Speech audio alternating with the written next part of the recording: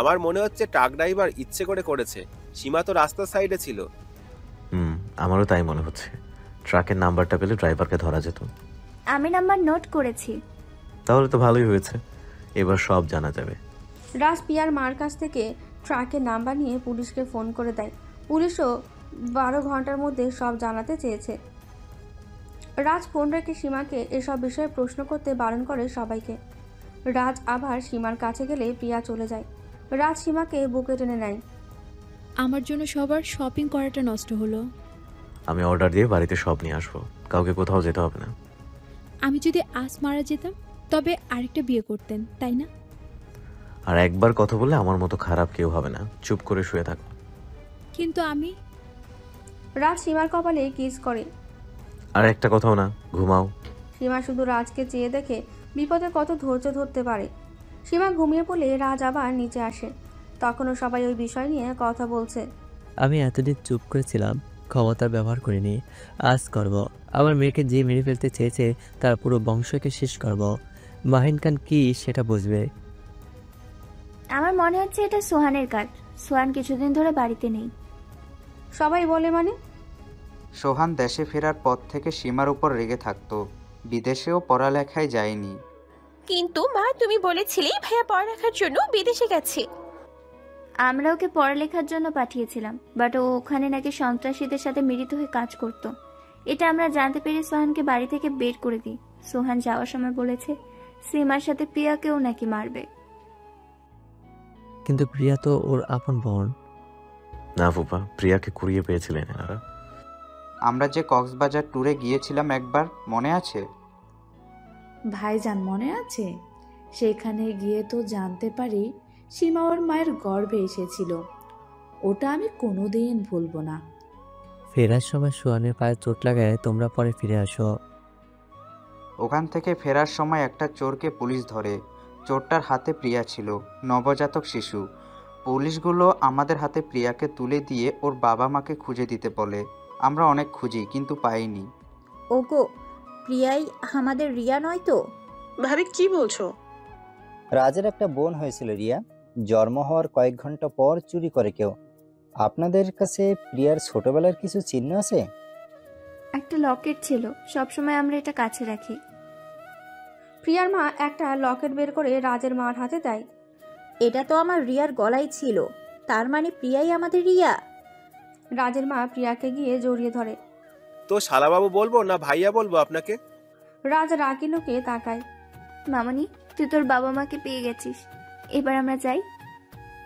প্রিয়ার মা চলে যেতে চাইলে রাজের মা হাত টেনে ধরে। শুধু জন্ম দিলে মা হওয়া যায় না, প্রিয়া আমাদেরই সন্তান হিসাবে থাকবে। আমার কপাল বলতে হয় দুটো বিয়ান পাবো। সবাই হাসতে থাকে। রাজ আর অভি ভ্যাবলাকান্তের মতো সবাইকে শুধু চেয়ে দেখেছে। প্রিয়া, তুমি আমাকে ভাই ডাকতে দেখো, আমি তোমার ভাইয়ে বের হলাম। আমি কিন্তু আপনি করি বলতে পারবো না। ঠিক আছে, অভির সাথে বাগানে ঘুরতে যাও। প্রিয়া আর অভি বাগানে গেলে রাজ রুমে আসে। ফ্রেশ হওয়ার জন্য টি শার্ট নিতে আলমারি খুলতে একটা ফাইল রাজের কাছে পড়ে। ফাইলটা খুলে পড়তে রাজের পায়ের নিচ থেকে মাটি সরে গেল। ফাইলটা সীমার মেডিকেল রিপোর্ট ছিল। রাজ সীমাকে ঘুম থেকে ডেকে তোলে। রাজ, প্লিজ ঘুমাতে দাও তো। সীমা, এসবের মানে কি? সীমা বা চোখ মেলে রাজকে দেখল। রাজের হাতে নিজের মেডিকেল ফাইল দেখে সীমা ভয়ে চুপসে যায়। কি হলো, কথা বলো। তুমি এত বড় কথা আমার কাছ থেকে লুকিয়েছো। চুপ করে থাকলে হবে না, আনসার মি। সীমা রাজের দিকে ভয়ে তাকায় না। রাজ দুহাতে সীমার মুখ তুলে ধরে। আমি তোমার কে? স্বামী। স্বামী স্ত্রীর অর্থ জানো তুমি? স্বামী বিপদে পড়লে স্ত্রী বাঁচায়, আর স্ত্রী পড়লে স্বামী। আমার কাছ থেকে তুমি এত বড় সত্যি কথাটা লুকিয়েছো। তুমি কি আমার স্বামী বলে মানতে পেরেছো নাকি পারোনি? সীমা অবাক হয়ে রাজের দিকে তাকিয়ে থাকে। রাজ আবার বলতে থাকে, এই জন্যই তোমার মেডিকেল টেস্ট করতে চেয়েছিলাম, আর তুমি না করেছিলে, যাতে সবাই সত্যিটা জানতে না পারে। তোমাকে কিডনি কেউ দিলে তুমি বাঁচবে কেন? আমি কি আমার স্ত্রীকে বাঁচাতে একটা কিডনি দিতে পারবো না? বলো। আমি চাইনি তুমি কষ্ট পাও, সত্যি কথাটা বলতে চেয়েও পারিনি। বড্ড ভালোবেসে ফেলেছি তোমাকে, এই জন্য যে কয়দিন বাঁচবো তোমার স্ত্রী হয়ে বাঁচতে চাই। আমাকে তুমি ভুল বুঝো না প্লিজ। আমি জানতাম তুমি জানলে আমাকে কিডনি দিতে চাইবে, বাট এটা দিয়ে তুমি তো বেশি দিন বাঁচতে পারবে না। আমি মারা গেলে তুমি অন্য কাউকে বিয়ে করে সুখে থেকো। রাজ সীমাকে পাগলের মতো কিস করতে শুরু করে।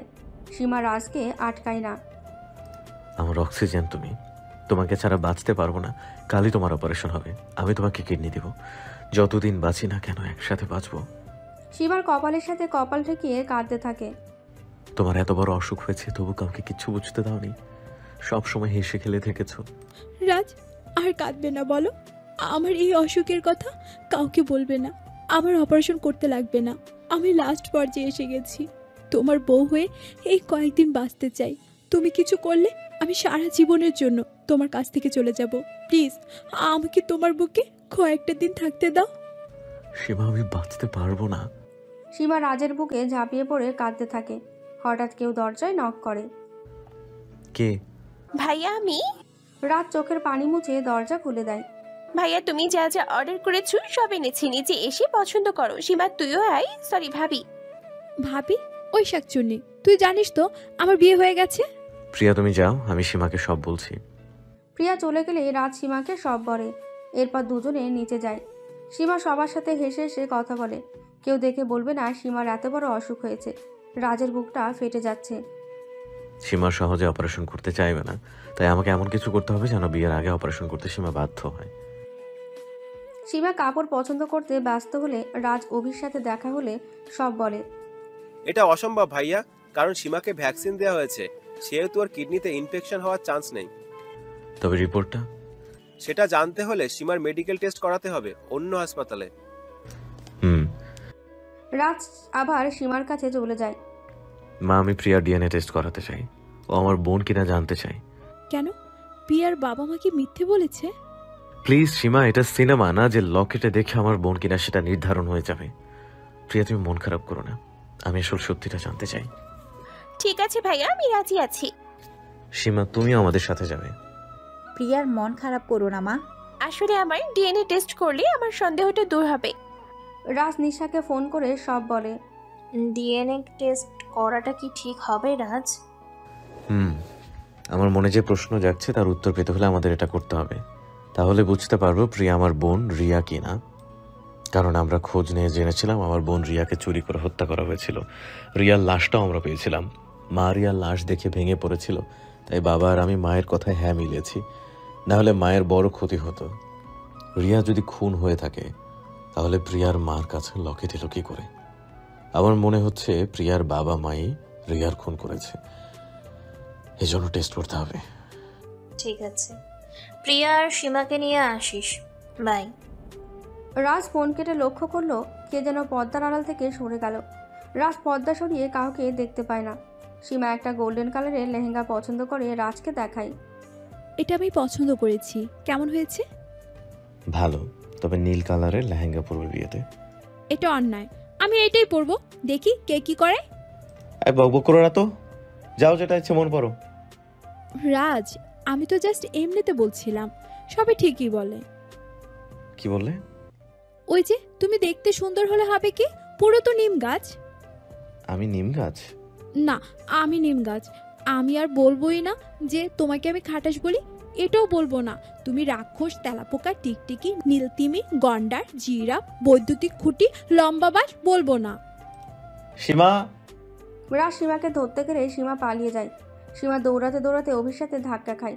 সীমা পড়ে যেতে ধরলেই অভি সীমার কোমর চেপে ধরে। রাজ সীমার পেছনে পেছনে সে সীমার আর অভিকে এই অবস্থায় দেখে রাজের মাথা গরম হয়ে যায়। সীমা।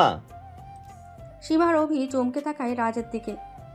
বাবা, ভালোবাসা এখনো বুঝে শেষ হয়নি।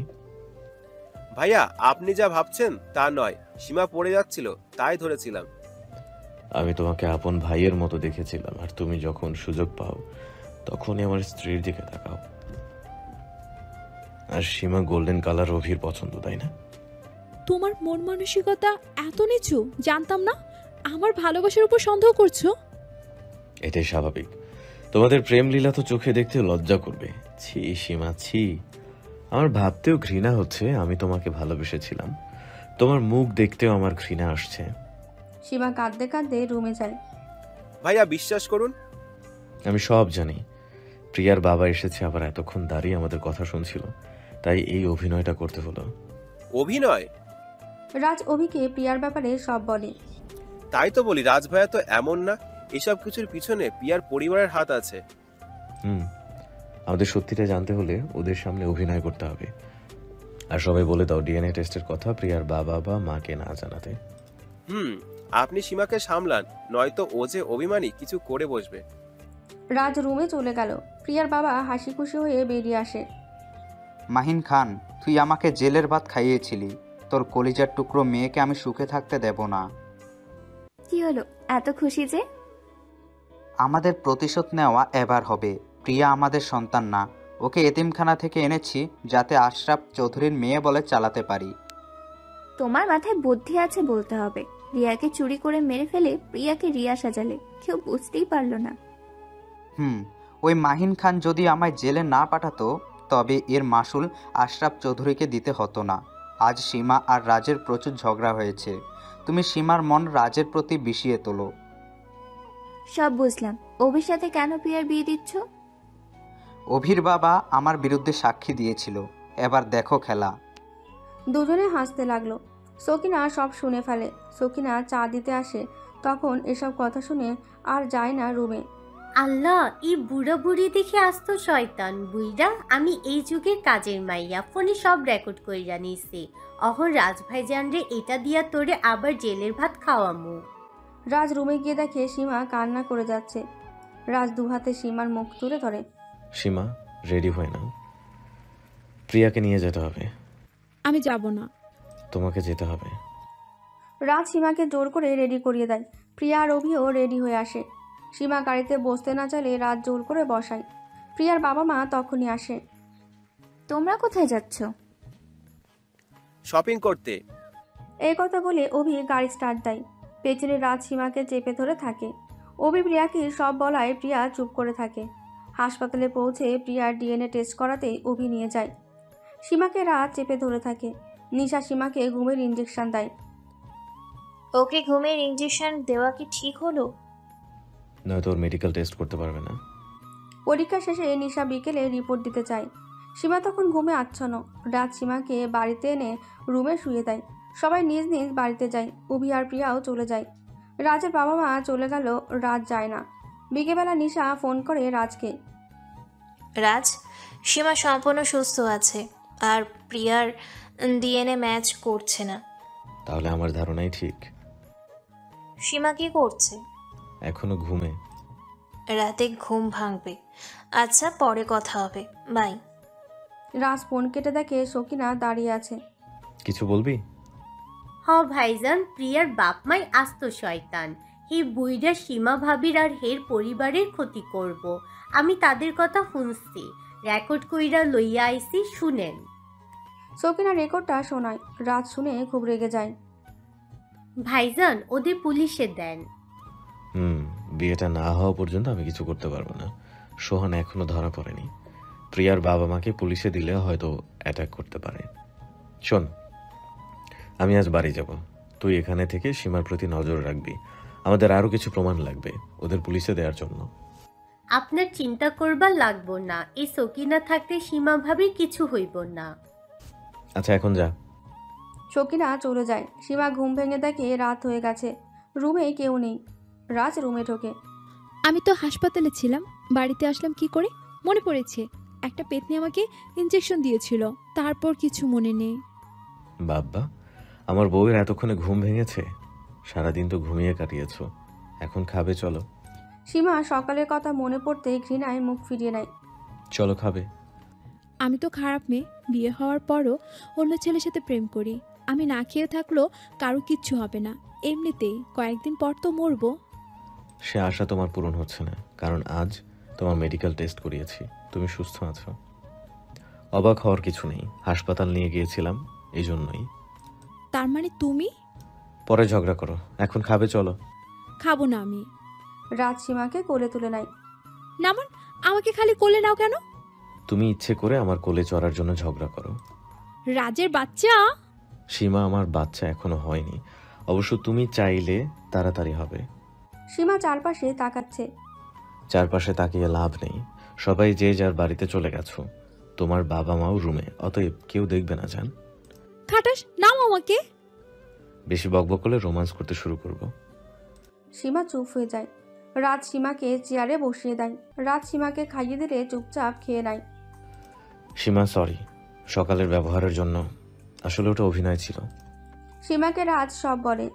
তুমি কি সবাইকে সব কথা বলেছো? প্রিয়া আর অভিকেও জানিয়েছি। আজ বাড়িতে চলে যাব, সাবধানে থেকো। কোনো প্রয়োজন হলে ফোন করো। আজকে কেন চলে যাবে? কাল তোমার আমার গায়ে হলুদ। এখন কি শ্বশুর বাড়িতে থাকা মানায় বলো? আমার বাংলোটাতে বিয়ে হবে। ও, বাড়িতে গার্ড আছে, সোহান আসতে পারবে না। তবু তুমি সখিনাকে সাথে নিয়ে ঘুমিও। বেলকনির দরজা খুলে রাখবে না। আর যাই হয়ে যাক, বাইরে তুমি দরজা খুলবে না। ঠিক আছে, পৌঁছে ফোন করো। রাজ সীমার কপালে কিস করে চলে যায়। সীমা সকিনাকে নিয়ে রুমে যায়। আপনি যেহেতু আমার বড়, আপু বলে ডাকবো। ভাবি ঠিক আছে, তয় তুমি করে কইতে হইব। ওকে। আচ্ছা আপু, তোমার বর কই? হে আমারে তালাক দিছে। একটা পোলা আছে, পোলাটা ইংরাজি স্কুলে পড়ে, ওইখানে থাকে। রাজভাইজান পড়ালেখার টাকা দেয়। আমার পোলা লইয়া যখন যাওনের জায়গা ছিল না, তখন রাজভাইজানের পরিবার আমার থাকনের জায়গা দেয়, নিজের মাইয়ার মতো দেখে। আমি মনে হয় তোমার মনে কষ্ট দিলাম। না, তবে আপনি খুব ভালো ভাবি। আমাকে তুমি করে বলবে আর আমার সাথে বেডে ঘুমাবে। ঠিক আছে, আমি রান্নাঘর থেকে আসতেছি। সকিনা রান্নাঘর থেকে কিছু একটা নিয়ে এলো। সীমা প্রশ্ন করলো না। রাজ ফোন দিলে কথা বলতে বলতে ঘুমিয়ে যায়। মাঝরাতে কিছু একটা শব্দে সকিনার ঘুম ভেঙে যায়। কেউ জানালার কাঁচ ভাঙে। সকিনা চেয়ে দেখে সীমা ঘুমোচ্ছে। সীমাকে ঘুম থেকে না তুলে সে বড় একটা ফ্যান নিয়ে আসে। ফ্যানটা জানালার দিকে করিয়ে চালু করে দেয়। ফ্যানের সামনে একটা টেবিলে অনেকগুলো মরিচের গুঁড়ো রাখা, রান্নাঘর থেকে যেটা ঘুমানোর আগে নিয়ে এসেছিল। সোহান ও তার দলের লোক সীমাদের বাড়ির ওপর নজর রেখেছিল। আজ রাজের যাওয়ার কথা শুনে সীমাকে কিডন্যাপ করতে আসে। সব গার্ড ঘুমিয়ে পড়লে জানালার কাঁচ ভেঙে ঘরে ঢুকতে ধরলেই চোখে মরিচের গুঁড়ো এসে পড়ে। আমার চোখ জ্বলে শেষ। সবাই চোখ ডলতে ডলতে নিচে নেমে যায়। পাশের যে সুইমিং পুল আছে সেটাতে ঝাঁপ দেয়। পানিতে পড়ার শব্দে গার্ডরা জেগে উঠে তাদের ধাওয়া করে। সোহান তার দলবল নিয়ে দেওয়াল টপকে পালায়। চেঁচামেচিতে সবার ঘুম ভাঙে। সীমা বাইরে বের হতে চাইলে সকিনা দেয় না। ভাবি ঘুমাও। কিন্তু আপু, বাহিরে এত কিসের চেঁচামেচি? কিছু না, মনে হয় ভয় পাইছে। তোমারে ভাইজান বাইরে যাইতে নিষেধ করছে, অহন ঘুমাও। সীমা আবার ঘুমিয়ে পড়লে সকিনা রাজকে ফোন দেয়। কে এত রাতে? ভাইজান, আমি সকিনা। সব ঠিক আছে তো? না ভাইজান, সীমা ভাবিরে কিডন্যাপ করতে আইছিল মনে হয়। আমি এদের চোখে মরিচের গুঁড়া দিচ্ছি। ঠিক আছে, আমি কাল সকালে আসছি। সীমার খেয়াল রাখবি, আর ওই গার্ডদেরও দেখে নিব। সকিনা ফোন রেখে ঘুমিয়ে যায়। সীমা সকালে ঘুম থেকে উঠে দরজা খুলে অবাক হয়ে যায়। রাজের সাথে স্নিগ্ধা দাঁড়িয়ে আছে। তুই এখানে? বের হয়ে যা আমার বাড়ি থেকে বলে স্নিগ্ধাকে ধাক্কা দেয়। স্নিগ্ধা পড়ে যেতে ধরলে রাজ ধরে। সীমা, আমার কথা শোনো। কিছু শুনবো না, ওকে আমি বের করে দিব। স্নিগ্ধার হাত ধরতে গেলে রাজ সীমাকে ঘুরিয়ে সীমাকে থাপ্পড় মারে। সীমা গালে হাত রেখে অবাক হয়ে যায়। ও নিজের ভুল বুঝতে পেরে তোমার কাছে ক্ষমা চাইতে এসেছে, আর তুমি তার সাথে এমন ব্যবহার করছো। আমার সব থেকে ভুল হয়েছে তোমাকে বিয়ে করা। ওর জবানবন্দিতে প্রিয়ার মা বাবাকে জেলে পাঠাতে পেরেছি। মানুষ সবাই ভুল করে, কিন্তু যে ভুল বুঝতে পারে তাকে ক্ষমা করতে হয়। ওর কারণে আমি বন্ধুত্বের উপর বিশ্বাস হারিয়েছিলাম। প্রিয়া না থাকলে হয়তো আরো ঘৃণা করতাম। আমি ওকে কোনোদিন ক্ষমা করব না। সীমা, ও প্রেগনেন্ট। আমাদের এই সময় স্নিগ্ধাকে একা ছাড়া ঠিক হবে না। আমি ওর দায়িত্ব নেব। বাহ, এখানে কি ড্রামা হচ্ছে? তোমার কারণে আমার জীবনটা নষ্ট হলো। অভিজে আমাকে খুব ভালোবাসে, তাকে কাঁদিয়েছো। আমি মা বাবার মুখের দিকে তাকিয়ে তোমায় ডিভোর্স দেইনি। এখন বলছো তুমি এই ডাইনির দায়িত্ব নেবে? তোমার কয়টা মেয়ে লাগে বলো? সীমা! আবার থাপ্পড় মারলে সীমা পড়ে গিয়ে ঠোঁট দিয়ে রক্ত পড়ে। সীমার মা এসে সীমাকে টেনে তোলে। মা, রাজের বাচ্চা স্নিগ্ধার পেটে। মা, আমাকে মেরে ফেলো, আমি বাঁচতে চাই না। ফুপে, আমি জাস্ট বলেছি যে স্নিগ্ধা এই অবস্থা কোথায় যাবে। ওর বাবাকে পুলিশ আটক করেছে। ওর মা তো বেঁচে নেই যে ওকে আগলে রাখবে। রাজ, তুমি চলে যাও, আর কোনো দিন আসবে না। ডিভোর্স পেপার আমরা পাঠিয়ে দিব। স্নিগ্ধাকে নিয়ে সুখে থেকো। ফুপি আমার কথা শোনো। কি শুনবো? হ্যাঁ, তোমার বাবা মা, আমার ভাই ভাবি দেখে আমরা বিয়ে মেনে নিয়েছি। না হলে তুমি যেভাবে সীমাকে বিয়ে করেছো, তোমার জায়গায় অন্য কেউ থাকলে তাকে জ্যান্ত কবর দিতাম। আর স্নিগ্ধার বাবাকে আমরা পুলিশে দিয়েছি স্নোহানের সাথে হাত মিলিয়ে আমার মেয়ের ভুল রিপোর্ট আর ভুল ঔষধ দেওয়ার জন্য। যে ঔষধ দিয়েছিল আর বেশ কিছুদিন খেলে আমার মেয়ে বাঁচত না। আমি খারাপ কিছু করার আগে চলে যাও। ফুপিয়া, তুমি যাবে নাকি গার্ড ডাকবো? সীমা আমার স্ত্রী, আমি ওকে নিয়ে যাব। এসে সীমার হাত ধরে। সীমার মা রাজের কাছ থেকে সীমার হাত ছাড়িয়ে নেয়। আমার মেয়ে সতীনের ঘর করতে পারবে না। স্নিগ্ধার পেটে তোমার বাচ্চা না থাকলে তুমি ওকে ছেড়ে দাও, তাহলে সীমাকে পাবে। আমি চলে যাচ্ছি, আপনারা সুখে থাকেন। স্নিগ্ধা চলে যেতে ধরলে রাজ আটকে ধরে। আটক করলে কেন? যেতে দাও ওকে, আমি তোমার স্ত্রী। আমি স্নিগ্ধাকে এই অবস্থায় ছাড়তে পারবো না। দরকার হলে তোমাকে ছাড়বো। যে স্ত্রী তার স্বামীর উপর বিশ্বাস রাখতে পারে না, তার সাথে সম্পর্ক রাখা যায় না। চলে যাচ্ছি আমি। যেদিন তুমি তোমার ভুল বুঝতে পারবে, অনেক দেরি করবে। আমার পুরো কথাটা শুনলে না সীমা, আমাকে চরিত্রহীন মনে করলে। I hate you. রাত চলে গেলে সীমা ফ্লোরে বসে কাঁদতে থাকে। কাঁদিস না মামনি, সব আমাদের দোষ। আমরা যদি তোমাকে রাজকে মেনে নিতে না বলতাম, তবে এই দিন দেখতে হতো না। সীমা তার বাবার বুকে মাথা রেখে কেঁদে উঠল। বাবা, আমি কি স্নিগ্ধার থেকে কম সুন্দর যে রাজ আমাকে ফেলে ওই ডাইনিকে নিয়ে গেল? আমার মেয়ে সবচেয়ে সুন্দর। কাঁদিস না মা, ওদের কোনো দিন ভালো হবে না। সীমা দৌড়ে রুমে গিয়ে দরজা লক করে দেয়। বালিশ মুখে গুজে কাঁদতে থাকে। হঠাৎ সীমার ফোন বেজে ওঠে। সীমা মনে করেছিল মনে হয় রাজ, কিন্তু ফোন হাতে নিয়ে দেখে আননোন নাম্বার। হ্যালো, কে? এত তাড়াতাড়ি ভুলে গেলে? কি চাস তুই? কিছু না, স্নিগ্ধার পেটে রাজের সন্তান আছে, সেটার প্রমাণ তোমাকে আমি দিতে পারি। অভি বা রাজ সেদিন স্নিগ্ধা বা রাতুলকে কাউকে জেলে দেয়নি। বিশ্বাস না হলে রাতুলের সাথে কথা বল। সীমা, কেমন আছো? ভালো তো থাকবে না? রাজ তোমাকে এত বড় ঠকালো যে। তোদের সব কয়টাকে আমি পুলিশে দিব। আরে রাখছো কেন? রাজের সাথে স্নিগ্ধার আগে থেকে সম্পর্ক ছিল। তোকে ও শাস্তি দেওয়ার জন্য বিয়ে করেছিল। আমি তোদের কথা বিশ্বাস করি না। একটা ভিডিও পাঠাচ্ছি, দেখে তারপর বলিস। সীমা ফোন কেটে দেয়। কিছুক্ষণ পর একটা মেসেজ আসে। সেটা দেখে সীমার মাথা ঘুরে যায়। যেখানে দেখা যাচ্ছে রাজ আর স্নিগ্ধা খুবই ঘনিষ্ঠ হয়েছে। সীমা একটা জোরে চিৎকার দিয়ে অজ্ঞান হয়ে যায়। সীমার চিৎকার শুনে সীমার বাবা মা সবাই ছুটে আসে। দরজা লক থাকায় দরজা ভেঙে রুমে ঢোকে। রহিম, যা ডাক্তারকে ফোন কর। রহিম ফোন করে ডাক্তার নিয়ে আসে। মাইন সাহেব, মিষ্টি খান, আপনি নানা হতে চলেছেন। সীমা প্রেগনেন্ট। সীমা সহ সবাই অবাক হয়ে যায়। ডক্টর, আপনি ভালো করে চেক আপ করেছেন? এ সময় মানসিক চাপ নিতে দেবেন না, আর ভালো করে খাওয়া দাওয়া করবেন। আমি আসি। ডাক্তার চলে গেলে সীমার মা সীমার পাশে বসে মাথায় হাত রেখে, মামনি, তুমি কি রাজের কাছে যাবে? তুমি ওর বাচ্চার মা হতে চলেছ। মা, ও ঠক, প্রতারক। আমি যাব না। তার চেয়ে আমি এই দেশ ছেড়ে ইংল্যান্ডে চলে যাব। আমার প্রেগনেন্সির কথা রাজকে জানিও না। ও স্নিগ্ধাকে নিয়ে সুখে থাক। কিন্তু মামনি, তোমাকে তো একা এত দূরে পাঠাতে পারবো না। দেশে থাকলে হয় না? না মা, দেশে থাকলে রাজের স্মৃতি আমাকে বাঁচতে দিবে না। তুমি একা নও, আমরা সবাই যাব। পাসপোর্ট সবার আগে করা আছে। আজকের ফ্লাইটে চলে যাব। কিন্তু বাবা, এখানকার তোমার বিজনেস কে দেখবে? ওটা নিয়ে তোমার চিন্তা করতে হবে না। অভি সব সামলে নেবে। অভিকে সব বুঝিয়ে বলবো। ইংল্যান্ডে যাওয়ার কথা শুধু অভিকে জানাবো, আর কাউকে না। তোমার প্রয়োজনীয় জিনিস গুছিয়ে নাও। বাবা, আমরা এখানে উঠবো কোথায়? তোমার বাবাকে কি ছোটখাটো বিজনেসম্যান মনে হয়? আমাদের কোম্পানি আর দুটো নিজস্ব বাড়ি আছে। তুমি ওখানে পড়াশোনা করবে, আর বাচ্চা নষ্ট করার চিন্তা মাথায় আনবে না।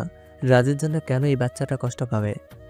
বাবা, আমি অনেক হ্যাপি তোমাদের মতো বাবা মা পেয়ে। সেই রাতে সীমার পুরো পরিবার ইংল্যান্ডে চলে যায়। স্নিগ্ধাকে নিয়ে রাজকে বাড়ি ঢুকতে দেয় না রাজের বাবা মা। সীমার নামে সব সম্পত্তি লিখে দেয়। প্রিয়াকে নিজের মেয়ের মতো ভালোবাসে রাজের বাবা মা। অভির সাথে বিয়েও হয় 6 বছর পর। মিথি, কই তুমি? দেখো, লুকোচুরি করছো আমার সাথে। দেখো, মাম্মাম রেগে যাবে এবার। সীমা তার মেয়েকে খুঁজতে খুঁজতে ক্লান্ত হয়ে সোফায় বসে পড়ে। তখনই মিথি আর লুকিয়ে থাকতে না পেরে বেরিয়ে আসে। মিথি রাজ আর সীমার সন্তান। রাজ আজও জানে না তার একটা মেয়ে আছে। মিথি পুরোটা রাজের কার্বন কপি, কিন্তু সীমার মতো দুষ্টু। মিথি তার মায়ের গলা জড়িয়ে ধরে, মাম্মা আমি এসেছি, গালে কিস করে, ওরে আমার রাজকন্যা রে, তোমার জেরিনাপুর জন্মদিনে যাবে না? বাংলাদেশে যেতে হবে তো, রেডি হবে চলো। যেদিন প্রিয়া আর অভির মেয়ে তার জন্মদিনে সীমা তার পুরো পরিবার বাংলাদেশে যাচ্ছে। জেরিনের এবার 3 বছর পূর্ণ হবে। সীমার বাবার বিজনেস সব ভালোভাবে সামলিয়েছে। অভির একান্ত অনুরোধে সবাই যাচ্ছে। মাম্মা পাপ্পা কি বাংলাদেশে আছে? মামনি। তাহলে আমি যাব না, ওই প্যারেন্টটি তোমাকে আবার কষ্ট দিবে। আমরা ওখানে যাব না মা, কয়েকদিন থেকে আবার চলে আসবো। মিথি 5 বছর বয়সে বাচ্চা হলেও সব বোঝে। নানু ভাই তাড়াতাড়ি চল। মিস্টার মাহিন খান, আমি মাম্মার সাথে যাব। সীমার গলা জড়িয়ে ধরে, বাংলাদেশে। প্রিয়া তোমার হলো? আর একটু দেরি হবে, তাড়াতাড়ি করো। প্রিয়াকে তাড়া দেয়। হয়ে গেছে, চল।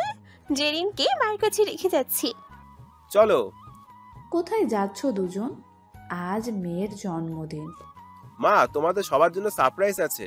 অভি প্রিয়া এয়ারপোর্টে পৌঁছে গিয়ে দেখে সীমারা এসে গেছে। প্রিয়া সীমাকে জড়িয়ে ধরল। আমাকে আগে কোলে নাও আন্টি, সবাই মাম্মাকে পেয়ে আমাকে ভুলে গেছে। না বাবুনি, তোমাকে ভুলি, বাড়িতে চলো। মিথিকে কোলে করে প্রিয়া গাড়িতে বসে। আন্টি ফোনের থেকে তুমি বাস্তবে দেখতে অনেক সুন্দর। তাই? সবাই অভিদের বাড়িতে আসে। রাজের বাবা মাও এসেছেন, কিন্তু তারা জানে না সীমা আসছে। গাড়ি থেকে নেমে সীমা রাজের বাবা মাকে দেখতে পায়। এতদিন পর সীমাকে দেখে সবাই অবাক হয়ে যায়। রাজের মা সীমাকে বুকে টেনে নেয়। এতদিন কোথায় ছিলি বল? কত জায়গায় খুঁজেছি। মা, রাজ? ওকে আমরা বাড়ি থেকে বের করে দিয়েছি। দাদু দাদিমা? মিথি রাজের মায়ের কোলে চলে। মা, আসলে ও আপনাদের নাতনি। আমি যেদিন দেশ ছেড়ে চলে গিয়েছিলাম সেই দিন আমি জানতে পারি আমি প্রেগনেন্ট। রাজের কাছ থেকে দূরে যেতে হয়েছে আমাকে। আজ আমি অনেক খুশি, বৌমা প্লাস নাতনি একসাথে পেলাম। ভাইজান আমরাও আছি। আমাকে মাফ করে দে তুই। রাজ এমন আমরা জানতাম না। ওসব বাদ দাও। নতুন বাবু কই? আমি ওর কান মলে দিব। সবাই হাসতে থাকে। অন্যদিকে রাজ আজও সীমাকে খোঁজে। স্নিগ্ধা সেদিন নাটক করেছিল সোহানের কথা মতো। স্নিগ্ধা প্রেগনেন্ট ছিল না। রাজ সব জানতে পেরে সোহান আর স্নিগ্ধাকে পুলিশে দেয়। সীমার কতদিন শাস্তি দেবে আমায়? তোমার পথ চেয়ে আছি। আজ 6 বছর হলো তুমি আমাকে ছেড়ে চলে গেছো। মনে পড়ে না আমার কথা? তুমি এত নিষ্ঠুর হতে পারলে? আমি স্নিগ্ধাকে নিজের বোন মনে করেছিলাম, ও আমাকে ধোকা দিল। তুমি প্লিজ ফিরে এসো। সখিনাও সেদিন বাড়ি থেকে বেরিয়ে এসেছিল। ভাইজান আর কত কাঁদবেন? ভাবির ছবি দেখা 6 বছর ধইরা কাঁদছেন। ভাবি আর ফিরবো না, আপনি আর একটা বিয়া করেন। আমি পারবো না বিয়ে করতে। যেখানে সীমার বসবাস সেখানে আমি কাউকে বসাতে পারবো না। তুই আমাকে ভাত দে, খেয়ে কলেজে যাব, ক্লাস আছে। অহনি দিতাছি। সকিনা চলে গেলে রাজ সীমার ছবি দেখে নীরবে চোখের পানি ফেলে। কলেজ যাওয়ার পথে একটা গাড়ির সাথে রাজের বাইক ধাক্কা লাগে। রাজ বাইক থেকে পড়ে কিছুটা আঘাত পায়। রাজ উঠে গাড়ির মালিককে বকা দিতে গিয়ে দেখে তার সবচেয়ে প্রিয় মানুষটা সামনে দাঁড়িয়ে আছে। সীমাও অবাক হয়ে যায়। শপিং করতে এসে রাজের সাথে দেখা হবে কল্পনাতেও ভাবতে পারেনি। সীমাকে রাজ জড়িয়ে ধরে। কোথায় ছিলে এতদিন? তোমাকে অনেক খুঁজেছি বাট পাইনি। সীমা, আমি সেদিন অনেক বড় ভুল করেছিলাম, প্লিজ মাফ করে দাও। কথা দিচ্ছি তোমাকে কোনোদিন কষ্ট দিব না। প্লিজ সীমা, একবার সুযোগ দাও। সীমা এতদিন পর রাজকে দেখে সীমার চোখেও পানি আসে। আগের মতো স্টাইলিস্ট নেই, অনেক রোগা রোগা লাগছে। তবু সীমা নিজেকে সামলিয়ে নেয়। ছাড়ুন আমাকে, কে আপনি? এটা পাবলিক প্লেস, সবাই দেখছে। রাজের কাছ থেকে ছাড়িয়ে নিতে চাইলে রাজ আরো জোরে জড়িয়ে ধরে। না, আমি ছেড়ে দিলে তুমি চলে যাবে। কেন? স্নিগ্ধা কি ছেড়ে চলে গেছে যে আবার আমার প্রয়োজন পড়লো? কি ভেবেছিলে তুমি? আমাকে ছেড়ে চলে গেলে আমি সুইসাইড করব? দেখো আমি ভালো আছি। সীমা রাজের কাছ থেকে নিজেকে ছাড়িয়ে নিয়ে চলে যায়। রাজ ছলছল চোখে সীমা চলে যাওয়ার দিকে তাকিয়ে থাকে। ভাইয়া সেদিন কেন সীমাকে ছেড়ে চলে গেছেন? স্নিগ্ধা কি সীমার চেয়ে বেশি গুরুত্বপূর্ণ ছিল? প্রিয়া, সেদিন স্নিগ্ধা সুইসাইড করতে গিয়েছিল। আমি রাস্তা দিয়ে যাওয়ার পথে ওকে দেখতে পেয়ে বাঁচাই। জানতে পারি ও সোহানের বাচ্চার মা হতে চলেছে। সোহান ওকে মেনে নেয়নি। ওর বাবা জেলে, একা কোথাও যাওয়ার জায়গা না থাকায় সুইসাইড করতে এসেছিল। আমি ভেবেছিলাম ভালোবাসার জন্য অন্ধ হয়ে সীমার ক্ষতি করতে চেয়েছিল। ওকে ক্ষমা করে বোন হিসেবে সীমার কাছে নিয়ে যায় যেন সীমা ওকে ক্ষমা করে দেয়, কিন্তু সীমা আমাকে ভুল বুঝে। ও বলে স্নিগ্ধা নাকি আমার সন্তানের মা হতে চলেছে। স্নিগ্ধাকে সীমা ধাক্কা দেয়। স্নিগ্ধা পড়ে গেলে ওর বাচ্চা বাঁচত না, তাই আমি সীমাকে মেরেছিলাম। রাগের মাথায় বলি আমি ওকে ভালোবাসি না। পরে ভেবেছিলাম সীমা এসে আমার রাগ ভাঙাবে, কিন্তু ও অভিমান করে চলে গেল। ওকে নিজের বোন ভেবেছিলাম, কিন্তু ও এবারও ধোঁকা দিল। সীমাকে সোহান যেটা ভিডিও দিয়েছিল সেটা আমি ছিলাম না, শুধু আমাদের মুখটা বসানো হয়েছিল। স্নিগ্ধা আর সোহান মিলে প্ল্যান করেছিল আমাকে আর সীমাকে আলাদা করতে। স্নিগ্ধা প্রেগনেন্ট ছিল না, মিথ্যা কথা বলেছিল আমাকে। বাবা মা বাড়ি থেকে বের করে দিলে আমি স্নিগ্ধা সখিনাকে নিয়ে ছোট্ট একটা ভাড়া বাসা নিই। একদিন সোহানের সাথে ফোনে কথা বলতে গিয়ে সখিনার কাছে স্নিগ্ধা ধরা পড়ে। স্নিগ্ধার শব্দ স্বীকার করলে সোহানকে সহ ওকে পুলিশে দেয়। সব বুঝলাম, সীমার জায়গায় আমি থাকলে আমিও এটাই করতাম। যাই হোক, আপনি যেটা করেছেন সেটার জন্য সীমার কাছে ক্ষমা চান। ও আমার কথা শুনছে না। ওর পায়ে ধরে ক্ষমা চাইতে বললেও আমি চাইবো। সীমা আপনাকে এখনো ভালোবাসে। মিথিকেও আপনার দরকার আছে। মিথিকে? সীমার মেয়ের নাম মিথি। সীমা তাহলে বিয়ে করেছে? না, মিথি আপনার আর সীমার সন্তান। যেদিন সীমাকে ছেড়ে চলে এসেছিলেন সেদিনই সীমা জানতে পারে ও প্রেগনেন্ট। আপনার কাছ থেকে দূরে সরে যাওয়ার জন্য সীমা ইংল্যান্ডে চলে যায়। কিছুদিনের জন্য দেশে বেড়াতে এসেছে। আমাদের বাড়িতে চলুন, সবাই আছে। সবাইকে আমাকে ক্ষমা করবে? চেষ্টা করেন, নয়তো এবার সীমার সাথে নিজের বাচ্চাটাকেও হারাবেন। আমি আর কিছু হারাতে চাই না। চলুন তাহলে। রাজকে নিয়ে প্রিয়া গাড়িতে বসলে সীমা বাংলা পাঁচের মতো করে মুখ করে।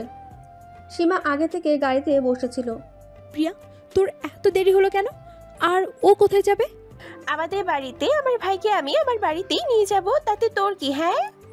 সীমা গাড়ি থেকে নেমে যেতে চাইলে রাজ সীমাকে কোলে বসিয়ে নেয়। সীমা কোল থেকে নামার জন্য ছটফট করে, কিন্তু রাজের শক্তির সাথে পেরে ওঠে না। বাড়িতে এসে রাজ সীমাকে ছেড়ে দেয়। মিথি খেলছিল। সীমা মিথিকে কোলে নিয়ে গিয়ে রুমের দরজা লক করে দেয়। রাজ এক নজর শুধু মিথিকে দেখতে পেয়েছিল। সবাই রাজকে দেখে রাগে ফায়ার হয়ে যায়। তুই এখনই বেরিয়ে যা। আমার মেয়েকে আবার কষ্ট দিতে এসেছিস? রাজ সবার সামনে ফ্লোরে বসে পড়ে হাত জোর করে ক্ষমা চাই। আপনারা যা শাস্তি দিবেন আমি মাথা পেতে নেব, তবু আমাকে ক্ষমা করে দেন। এতে রাজভাইয়ার কোনো দোষ ছিল না। সোহানের ষড়যন্ত্রে এসব হয়েছে। প্রিয়া সবাইকে সব কথা খুলে বলে। মা, তোমরা শিখিয়েছ কেউ বিপদে পড়লে তাকে বাঁচাতে, সে হোক না কোনো বড় শত্রু। আর আমি রাগ কন্ট্রোল করতে পারি না, সেটা তোমরা খুব ভালো করে জানো। তোকে আমরা ক্ষমা করব এক শর্তে, যদি বৌমাকে তোকে মেনে নেয়। সবাই বলে আমরাও এই শর্তে ক্ষমা করব। আমি চেষ্টা করব। সীমার রুমের দরজায় প্রিয়া নক করলেও খোলে না। মামুনি, বাড়িতে যে লোকটা এসেছে তার কাছে যেও না। ওকে মাম্মা, যাবো না। রাতে সীমা দরজা খুলে ডাইনিং টেবিলে মিথিকে নিয়ে খেতে বসে। রাজ সীমার অপর পাশে বসে। রাজ টেবিলের নিচে সীমার পায়ে স্লাইড করলে মিথি দেখে ফেলে। ওই বাচ্চা, তুমি আমার পায়ে পা কেন লাগাচ্ছ? তোমাকে টিকটিকি ভর্তা খাওয়াবো। মিথির কথা শুনে সবাই বিষম খায়। মামুনি, আমি তোমার পাপ্পা, এদিকে আসো। যাবো না, তুমি মাম্মাকে কষ্ট দিয়েছ। মাম্মা, আমি আর খাবো না, আমি ঘুমাবো, চলো। তুমি কে রাজ? মেয়েটাকে খেতেও দিলে না। আর ও তোমার মেয়ে না, শুধু আমারও মেয়ে, মনে রেখো কথাটা। সীমা মিথিকে নিয়ে চলে গেলে রাজ একটা প্লেটে ভাত নিয়ে সীমার রুমে যায়। তুমি আবার এসেছো? মামুনি, রাগ করো না। ব্যাড আন্টিকে আমি পুলিশে দিয়েছি, আর কোনোদিন কষ্ট দিব না, প্রমিস। নানু ভাই বলেছে কেউ ভুল করে ভুল বুঝতে পারে তাকে ক্ষমা করতে হয়। আমাকে অনেকগুলো চকলেট আইসক্রিম নিয়ে দিতে হবে, তাহলে ক্ষমা করব। তাই হবে মামুনি। মিথিকে রাজ বুকে টেনে নেয়। সীমা ওয়াশরুম থেকে বেরিয়ে রাজকে দেখে বকতে থাকে। তখনই মিথি বলে, মাম্মা, তুমি পাপাকে বকবে না, বকলে আমি কান্না করব। সীমা, এসো তোমার ভাত খাইয়ে দিই। লাগবে না, আমি খাবো না, চলে যাও এখান থেকে। রাজ মন খারাপ করে। মাম্মা, তুমি পাপার হাতে ভাত খাবে, না হলে আমি কান্না করব। বকবক না করে চুপচাপ ঘুমিয়ে পড়ো। আচ্ছা, কাঁদতে হবে না, আমি খাচ্ছি। কার মতো হয়েছে কে জানে? ঠিক তোমার মতো। দাঁত না বের করে খাইয়ে দাও। রাজ খুশি হয়ে মিথিকে আর সীমাকে খাইয়ে দেয়। মাম্মা, তুমি না খুব পেতুক। কি বললে? তুমি পাপাকে খাইয়ে দিচ্ছ না কেন? এই না হলে আমার মেয়ে। মিথি। সীমার আর যাই হোক মেয়ের কান্না সহ্য করতে পারে না, তাই মেয়ের কথা মেনে নেয়। সীমা রাজকে খাইয়ে দেয়।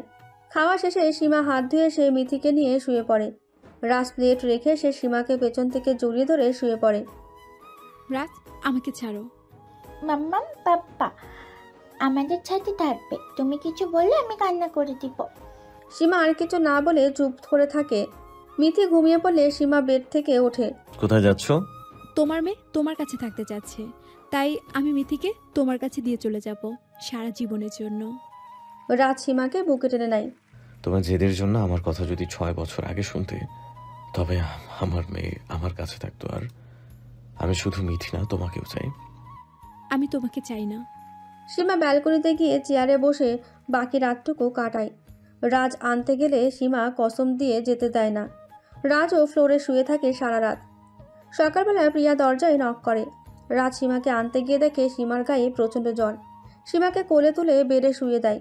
দরজা খুললে প্রিয়া রুমে ঢোকে। ভাইয়া, সীমা নিয়েছে কি? ওর জ্বর, আমি ডাক্তারকে ফোন করছি। ডক্টর এসে সীমাকে চেক আপ করে। আপনারা জানেন যে সীমার ঠান্ডা লাগলে কত বড় বিপদ হতে পারে, তবু ঠান্ডা লাগিয়েছেন। এখন ওনাকে হাসপাতালে অ্যাডমিট করেন, নয়তো বড় কিছু হয়ে যেতে পারে। সীমাকে হাসপাতালে অ্যাডমিট করানো হয়। 7 দিন পর সীমা পুরোপুরি সুস্থ হয়ে ওঠে। রাজ ওর বাবা মার সাথে বাড়িতে চলে যায়। প্রিয়া, আমার জন্য তোর মেয়ের জন্মদিন পালন করা হলো না। তোকে কে বলেছি যেদিন জন্মদিন সেদিন পালন করতে হবে? আবার পরের বার করবো, সাথে তোর একটা বেবি থাকবে। সম্ভব না, রাত চলে গেছে। কি বলছিস তুই? জানিস ভাইয়া এই 7 দিন হাসপাতালে বারান্দায় থেকেছে, তোর সামনে আসতেই ভয় পেত যদি উল্টাপাল্টা কিছু করিস। তোর আড়ালে থেকেছে, 7 দিনই বাড়িতেও যায়নি।